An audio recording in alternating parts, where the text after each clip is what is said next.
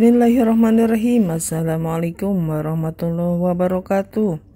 Syukur alhamdulillah kita bisa kembali jumpa di channel Doa 69. Saya doakan bagi kalian semuanya yang lagi menyimak channel Doa 69 ini. Saya doakan mudah-mudahan kalian semuanya selalu sehat walafiat, banyak rezekinya, dipermudah segala urusannya. Dan mudah-mudahan kelak di akhirat menjadi penghuni surganya Allah Subhanahu wa Ta'ala. Amin, Allahumma amin. Salawat serta salam semoga tetap dicurahkan kepada junjungan kita, yakni baginda Rasulullah Sallallahu Alaihi Wasallam. Allahumma salli ala Sayyidina Muhammad wa ala ali Sayyidina Muhammad. Sahabatku, sahabat Doa 69 dimanapun kalian berada, sumber kebaikan. Tentu sebagai orang yang beriman, kita memerlukan dan membutuhkan kebaikan. Bahkan semua orang pun suka melihat kebaikan. Sekaligus senang apabila menjadi orang yang baik. Bukankah demikian? Apakah kita justru merasa tidak membutuhkan kebaikan? Apakah kita justru merasa kebaikan itu tidak berguna lagi dalam hidup ini? Apakah kita mulai ragu bahwa kita berada di tengah-tengah kebaikan? Dalam hal ini, saya tidak ingin membedakan antara kebaikan dan kebenaran. Sekalipun memang keduanya berbeda, baik belum tentu benar. Walaupun benar adalah kebaikan itu sendiri. Kebaikan merupakan hal yang penting dalam hidup ini. Tetapi, apakah yang disebut dengan baik itu? Seberapa besar kita membutuhkan kebaikan? Jika ukuran baik itu diserahkan semata-mata pada kehidupan manusia, maka sebuah kebaikan bagi sebuah kelompok komunitas belum tentu dianggap baik bagi kelompok komunitas lain.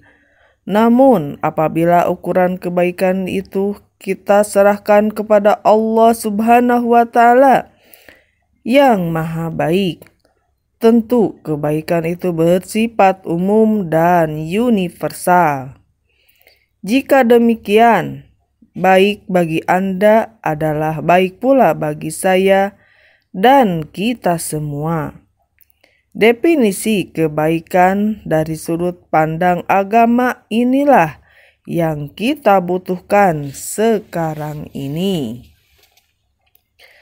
Kebaikan yang dimaksud di sini adalah sifat yang mengandung kemaslahatan atau manfaat dan kemudaratan atau bahaya atau kerugian. Kebaikan haruslah mengandung manfaat. Bila ada zat yang bersifat mudarat atau membahayakan, maka akan mubazir, sia-sia atau mafsadat atau merusak. Walaupun pada lahirnya kelihatan baik, ia tidak dapat disebut sebagai kebaikan dari sudut pandang agama. Di antara contoh-contoh kebaikan adalah 1. Menyingkirkan batu atau kerikil dari tengah jalan yang dapat membahayakan bagi para pemakai jalan.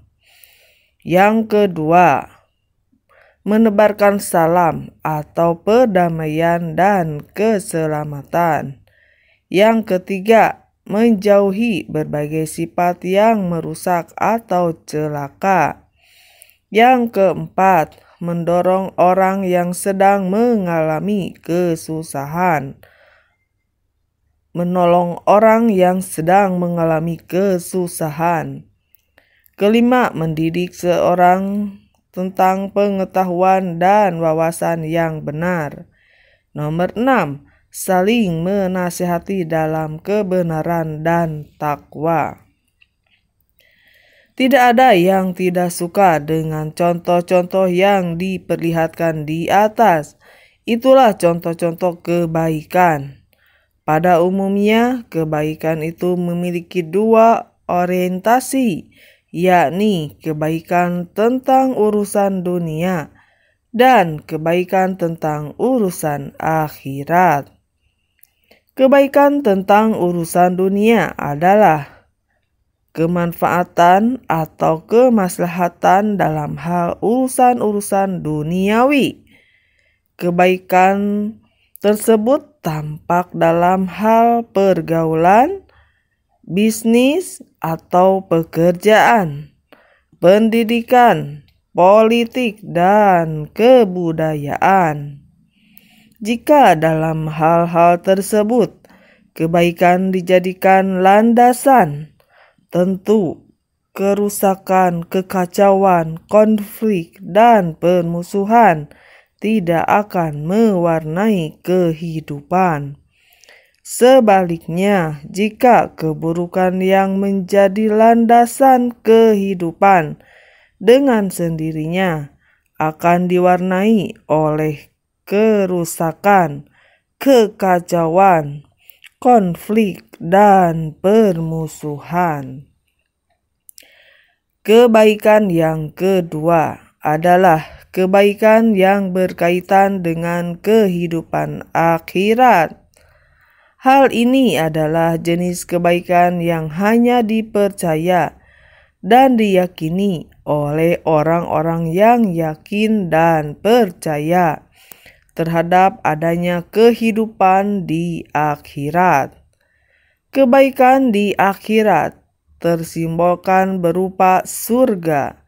Setiap orang yang yakin dan percaya akan adanya kehidupan di akhirat pasti menghendaki dirinya dapat masuk surga. Mereka menginginkan kebahagiaan dan kekekalan hidup di sana. Begitu pula sebaliknya, tiap orang yang yakin dan percaya terhadap kehidupan di akhirat tidak menginginkan keburukan yang disimbolkan dengan neraka. Bahkan, setiap orang yang menghendaki masuk surga. Hanya terkandung harapan kita dapat masuk surga, tetapi jalan yang ditempuh ternyata mengantarkan kepada neraka.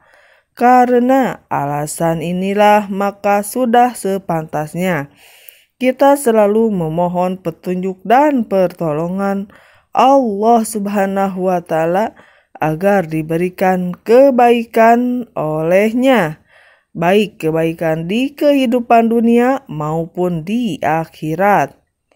Patut diketahui bahwa tidak ada zat yang dapat memberikannya kecuali Allah Subhanahu wa Ta'ala. Jika Allah Subhanahu wa Ta'ala telah menetapkan keburukan atau kemudaratan, sesungguhnya kita tidak memiliki daya dan upaya untuk menghindarinya. Allah Subhanahu wa Ta'ala berfirman di dalam surah Yunus ayat 107. Jika Allah menimpakan sesuatu kemudaratan kepadamu, maka tidak ada yang dapat menghilangkannya kecuali Dia. Jika Allah menghendaki kebaikan bagi kamu, maka tidak ada yang dapat menolak karunia-Nya. Dia memberikan kebaikan tersebut kepada siapa yang dikehendakinya di antara hamba-hambanya, dan dialah yang Maha Pengampun lagi Maha Penyayang. Diriwayatkan dari Mu'adz bahwasannya Rasulullah Shallallahu Alaihi Wasallam bertanya kepadanya, maukah kamu kutunjukkan beberapa pintu kebaikan? Selanjutnya beliau menyebutkan 3 hal, yaitu puasa, sedekah yang dapat menghapus dosa, dan mengerjakan sholat tahajud pada tengah malam. Dalam kesempatan ini, kita tidak akan membahas tentang puasa dan sedekah sebagai pintu kebaikan. Kita hanya akan membahas tentang pintu kebaikan yang ketiga, yaitu mengerjakan sholat tahajud pada tengah malam. Kebaikan ibarat rumah, sedangkan rumah memerlukan pintu. Pintu rumah kebaikan salah satunya adalah sholat tahajud. Dengan kata lain, jika ingin memperoleh kebaikan, kita perlu mengerjakan sholat tahajud. Dengan sholat tahajud, Allah Subhanahu wa Ta'ala akan memberi kebaikan yang sejati kepada kita, yakni kebaikan yang benar-benar baik di sisi Allah Subhanahu wa Ta'ala dan sejalan dengan kebenaran. Inilah yang dimaksud perkataan bahwa dalam kesempatan ini tidak ingin membedakan antara kebaikan dan kebenaran. Ternyata melalui tahajud, kebaikan dan kebenaran dapat kita peroleh sekaligus. Ketika pintu kebaikan tersebut telah dibuka dengan tahajud, kita akan segera masuk ke dalam rumah kebaikan. Kebaikan pun akan menjadi bagian dari kehidupan kita. Semakin kita memiliki kebaikan, Allah Subhanahu wa Ta'ala akan semakin menambah kualitas kebaikan yang kita miliki. Firman Allah Subhanahu wa Ta'ala, itulah karunia yang dengan itu Allah menggembirakan hamba-hambanya yang beriman dan mengerjakan amal yang soleh. Katakanlah, aku tidak meminta kepadamu sesuatu upah pun atau seruanku, kecuali kasih sayang dalam kekeluargaan. Dan siapa yang mengerjakan kebaikan akan kami tambahkan baginya kebaikan pada kebaikannya tersebut. Sesungguhnya Allah Maha Pengampun lagi Maha Mensyukuri. Surah Asy-Syu'ara ayat 23. Dalam ayat lain ditegaskan dalam surah Ar-Rahman ayat 60, tidak ada balasan kebaikan kecuali kebaikan. Diriwayatkan dari Jabir bahwa ia mendengar Rasulullah Shallallahu Alaihi Wasallam bersabda, sesungguhnya pada malam hari terdapat satu saat yang tidak seorang muslim pun yang bertepatan dengan waktu itu, lalu dia memohon kebaikan dari persoalan dunia maupun akhirat pada Allah Subhanahu wa Ta'ala pada saat tersebut, kecuali Allah akan mengabulkan permohonannya. Hal itu terjadi setiap malam. Hadis riwayat Muslim. Wallahu a'lam bissawab. Wassalamualaikum warahmatullahi wabarakatuh.